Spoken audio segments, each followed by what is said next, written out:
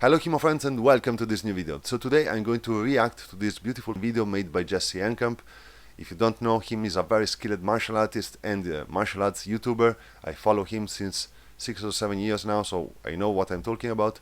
The video is titled Why Sparring is Dead, and many of you are interested in this video, so much so that you sent me the link to this video, pointed me toward it many times and asked me questions about it. So I'm going to answer all of them with this reaction. Let's instantly start. Everyone thinks sparring is essential in martial arts, but the world's greatest fighters have stopped doing it. I think you don't have to spar anymore. We don't spar as much, you know. I don't spar heavy anymore. I haven't sparred since T-Bow. Now I don't spar at all. Donald Cerrone was doing that. He wasn't sparring at all. It was just Not a lot of sparring at all. Max Holloway, his last fight, didn't spar at all. Tom Brady, he's the same way. Because they've discovered something safer and more effective. So of course this video is aimed toward people practicing barehanded martial arts. Mainly striking, I will say, but in general barehanded martial arts. In fact, we see mainly MMA represented, which is of course the best in representing both because it contains both striking and grappling. Even anyway, if we practice a weapon-based martial art, we can of course learn a lot from this video. Let's keep going. It's crazy how many guys I've seen that left their career in the gyms. Every sparring for them, it's about winning the round. You cannot improve like this. Or should I say, rediscovered? Because this ancient training method precedes mankind itself. Today, you'll learn what it is, why it works, and how you can do it yourself. Now, there's no denying that classical sparring is important. For all the movies showing old masters breaking boards and pummeling dummies, eventually, you need to try your skills on a real opponent. Because without pressure testing, you won't know if your techniques actually work. Imagine having to use your skills in real life, only to realize that everything you've been taught flies out the window the minute you encounter actual resistance, and there's no better way to prepare for that chaos than sparring. So of course here Jesse has to start with a disclaimer because the video is called Why Sparring is Dead. But the problem is that of course sparring is a crucial part of training because you have to breach the distance between the organized part of training, so like training technique, where everything is organized, you know everything that is going to happen, and the chaos of fighting.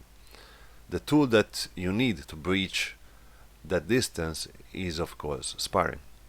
The problem is, most people are sparring the wrong way, and this graph explains why. And its explanation lies in the animal kingdom. When a puppy chases a ball, he unconsciously trains himself to chase prey. When bear cubs wrestle with each other, they actually simulate hunting. And when a lion cub does this, he's really practicing how to kill. To the animals, it just feels like playing, because that's what it is. But here's where it gets interesting for you. Because studies show that playing reduces cortisol, also known as the stress hormone, but at the same time, it increases dopamine, or the pleasure hormone. Both of these hormones are directly associated with something called neuroplasticity, which is a fancy word for learning. You see, if your cortisol levels are high and your dopamine levels are low, your ability to learn is impaired, because you're in the infamous fight or flight mind state, which negatively impacts memory and learning. But it's the exact opposite when you're in a state of play.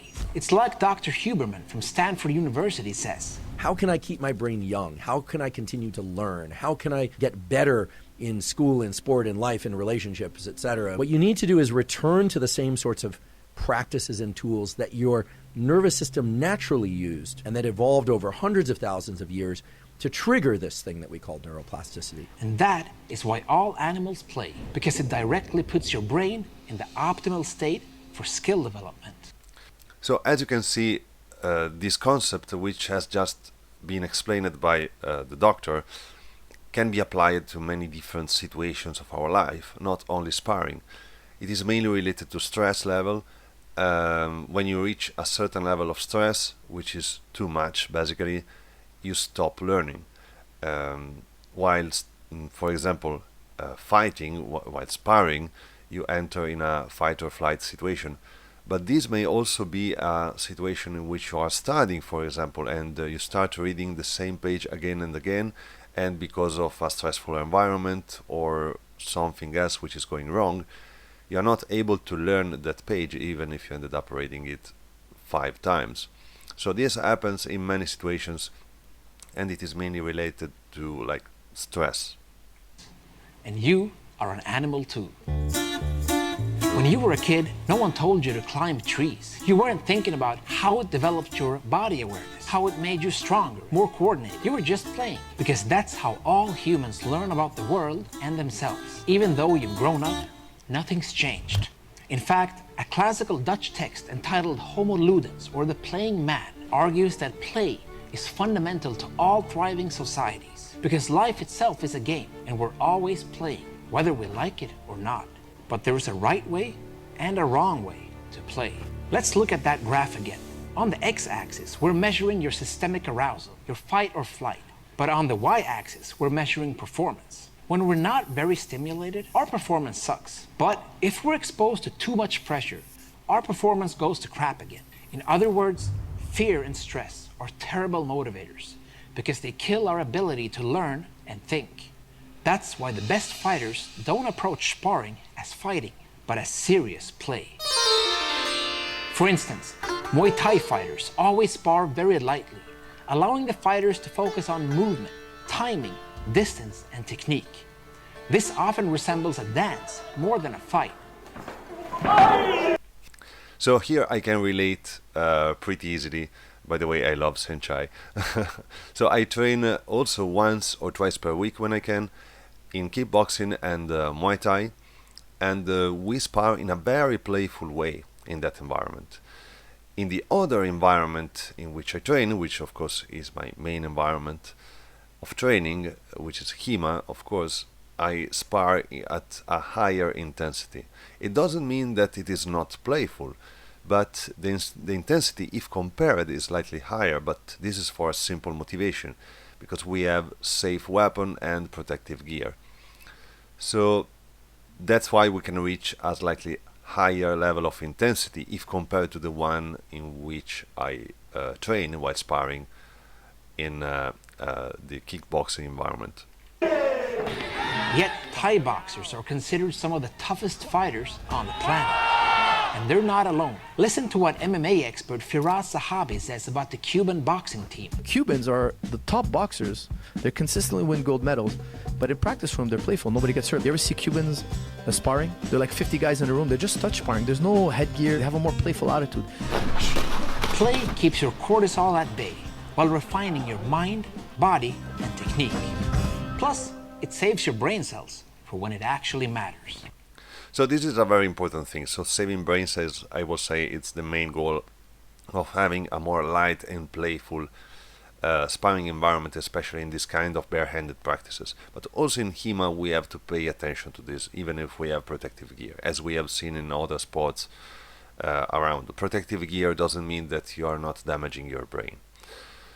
At the same time, we have to take in consideration the level of protection, as I mentioned before.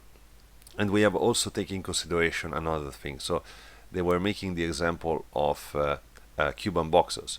We have to check which kind of training Cuban boxers do outside of their playful sparring, because you have to transfer other aspects of the practice in other aspects of training if you want to develop all the skills needed to then reach a fight properly prepared.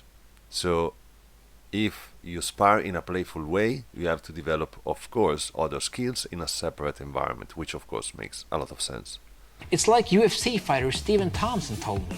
You get a lot of gyms out there that go out there, they put their gear on and they try and knock each other out. I've been to some gyms where I've literally had to fend for my life. We got doctors and lawyers that I train with, and they can't afford to be going back to work with black eyes and broken noses. Believe it or not, the best fighters even manage to keep the spirit of play in competition, not just training. They don't play because they're great. They're great because they play. So here I will add something. So you can be playful during a match if your level and your self-esteem, basically because of that skill level, is high, very high, compared to the one of the opponent. So it doesn't mean that you can't be playful with an opponent which is at the same level. But during a competition, you generally can't. If you are at the same level with the opponent, or of course below his level is even worse, but if you are more or less at the same level of the opponent, you generally can't be playful. You can be playful only if you outmatch the opponent. That's the thing. But of course, we have the opposite end of the spectrum as well. I'm not afraid of nobody. Mike Tyson wasn't playing around. Neither was Khabib Nurmagomedov, who literally grew up wrestling with bears. They became the world's greatest with a kill or be killed approach. And yeah, that works too. But at what cost? Look at this stuff. This is history here. This is garbage. I can say I bled for garbage. For most of us, this is not practical in the long term because it lacks the F word. That's right, I'm talking about fun. When you're having fun, you're more likely to stick with your training. And that's how you accumulate the famous 10,000 hours needed to achieve mastery. So this is actually what Wonderboy Thompson was saying before, which is we have many people which comes at training. So I am an instructor in HEMA, of course, in my HEMA club, and if someone comes and wants to train, generally speaking, they don't want to be like professional fighters. Like in HEMA, we don't even have basically professional fighters, but they want to train and have fun and get better. So you have to take all of these things in consideration. You can't let people getting injured too easily during training, and so you have to pay attention to these aspects and moderate the training to the correct level to make them improve, make them learn and have fun and not getting injured, because it may be interfere with the other aspects quite substantially sometimes. Yet, think about how most of our training experience is set up. Lots of emphasis on the right way of doing things. And when we do things the wrong way, a whole lot of correction. Because the focus is on winning and avoiding the fatal mistakes that could cost us victory. Now, if you're thinking, duh, yeah, Jesse, that's the whole idea, then I want you to meet James Cars. Back in 1987, he wrote a book called Finite and Infinite Games. Carr said that the idea in finite games is to get to the end and declare the winner. But in an infinite game, the idea is to keep the game going indefinitely. So instead of being laser focused on winning, people who pursue an infinite game see everything as an ongoing process with lots of discoveries and learning along the way. In other words, winning is playing and playing is winning. So first of all, why you say finite and infinite games? Why not finite and infinite games? Anyway, so why is English so hard sometimes? But I agree with this part, but at the same time, the fact is that some parts of your training are to an extent finite games if you consider like your matches as part of your learning process. And part of your training and improvement, because like tournaments in our environment are finite games and you have to approach them as finite games. Preparing for tournaments is an infinite game, that's for sure, and sparring of course can be considered an infinite game. So if you think of sparring as an infinite game, you give yourself room to experiment, to try new things and be a creative problem solver. It's like Albert Einstein said, play is the highest form of research. But playing doesn't mean you're avoiding hard work. This is serious play, because you don't want to waste your time down here. You want to remain competitive to grow and develop. That's why even in military training, there will be lots of play. They use simulators, mock battles, and mission exercises all the time, all of which are serious games, because they're trying to put them in a situation where they can maximize learning without the consequences of actual battle. That's why the alpha male lion almost never hunts himself, because he knows the risks. And the same goes for alpha fighters. I think you don't have to spar anymore. In several interviews, UFC fighter Max Holloway admits to giving up traditional sparring altogether. We know how to punch someone, you know how to slip a punch, why are you gonna take unnecessary damage? But this approach doesn't stop Max from fighting and even winning. The crazy thing is, people are calling him a coward. This is just proof that people have learned to fight the wrong way. Think about this. How many of your gym buddies stop training after getting injured or having bad sparring session? Most likely, they were focused on surviving rather than fighting. Playing, on the other hand, eliminates unnecessary injuries and leaves us only with learning, because it allows you to safely fail, to try new things and put what you know into practice. The problem is when ego comes into play. You see, some fighters want to prove that they're better than others. This leads them to hit harder, which triggers the other fighter to hit back twice as hard. A fun spar now ends up as a brawl, and nobody is learning anything.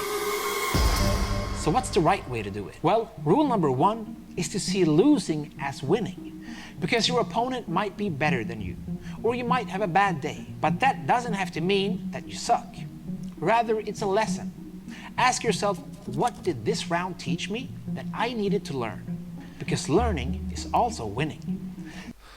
So here is a little mind game, and to an extent I agree with it, but I would not go so far as considering like losing winning, basically, because it is wrong to say it.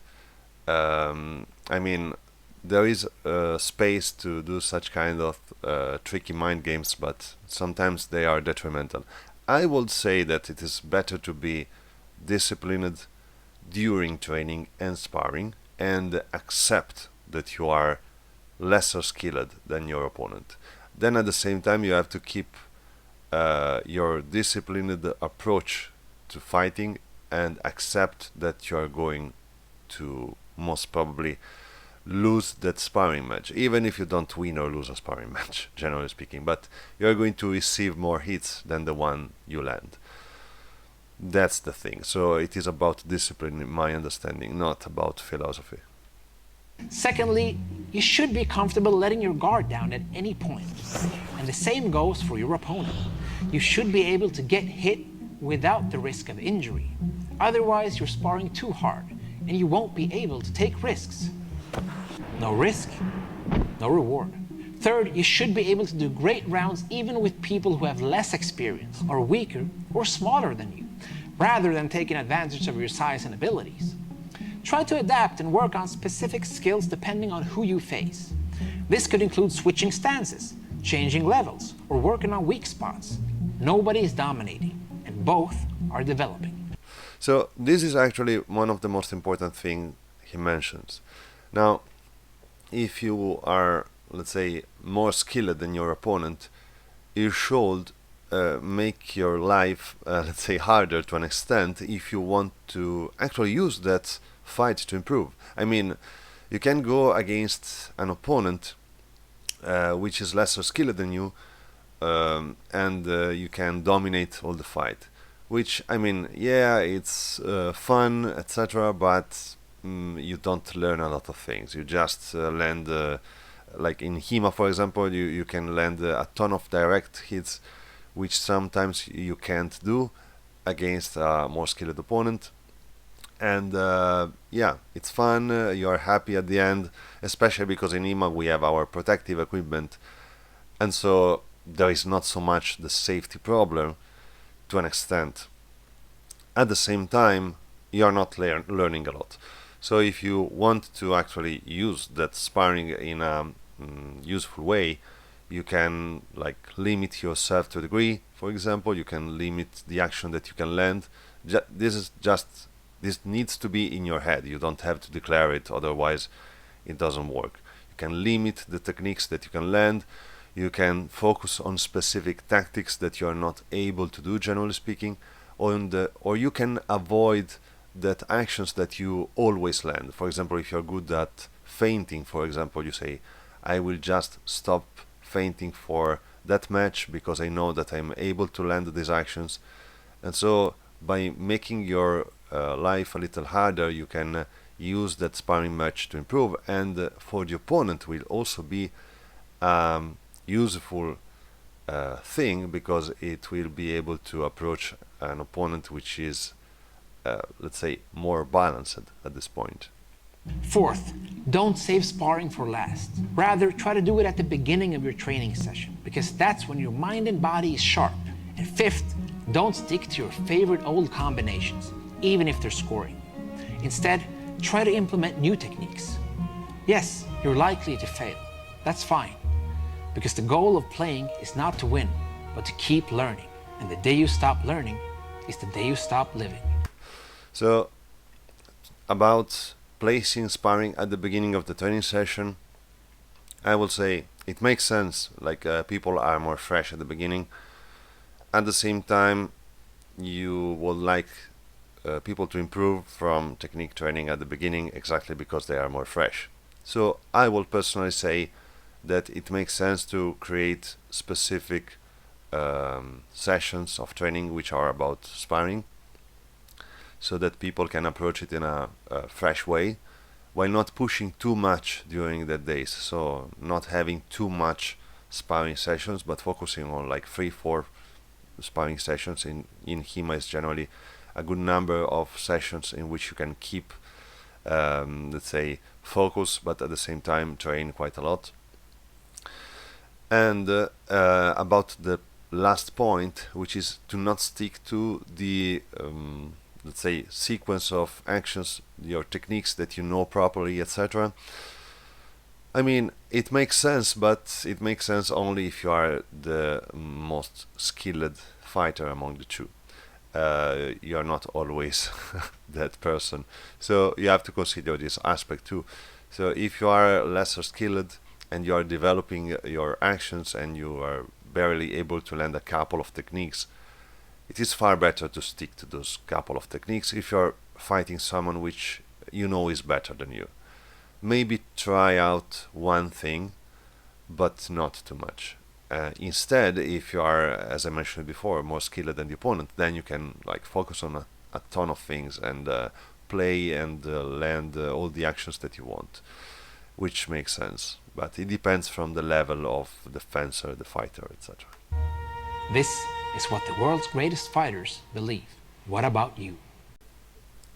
Very good. So a little comment about the video by a pure HEMA perspective this time. So the message of the video is, in my opinion, correct. The title is wrong because it doesn't fit the message, but the message is correct. At the same time, we have to take in consideration various things. In our HEMA environment, because of our protections and our safe training weapons, etc., we can reach on average a higher level of intensity compared to a sparring in a barehanded fighting art, such as kickboxing, for example. I know it because I practice in both environments and I've seen it myself, so I talk by experience. You need to keep intensity, especially lower in a barehanded fighting art compared to a HEMA sparring. So while sparring in HEMA you can still be in a playful sparring environment while reaching higher level of speed and intensity. At the same time, it is important to keep that levels at that precise spot, so you don't have to exceed. You don't have to take the safety of our equipment for granted all the times, and you have to consider also that you can exceed that level of protection. So that's the important part of the message. We have, while practicing, to understand at which point we have to stop, which kind of intensity level is enough while training, and recreating a realistic fighting practice which makes us learn, but also at the same time keep us safe and happy while training, basically. So, long story short, I agree with the message of the video, but at the same time it needs to be contextualized to our training environment. But this will be true for every fighting art, basically. I suspect that the message is extremely important for barehanded striking arts. It is to a degree lesser important for example, grappling arts and also weapon-based martial arts such as our one, which use protective equipment. I will say that once this thing is done, so contextualizing the message, the video is perfectly correct in what he says. That said, I hope you enjoyed the video. Let me know what you think about this video too, here in the comment section, and if you have any question for me, just ask here. That said, thanks for watching. Remember to check my Patreon page, link in the description, if you want to support me and the channel. And yeah, as always, see you next time.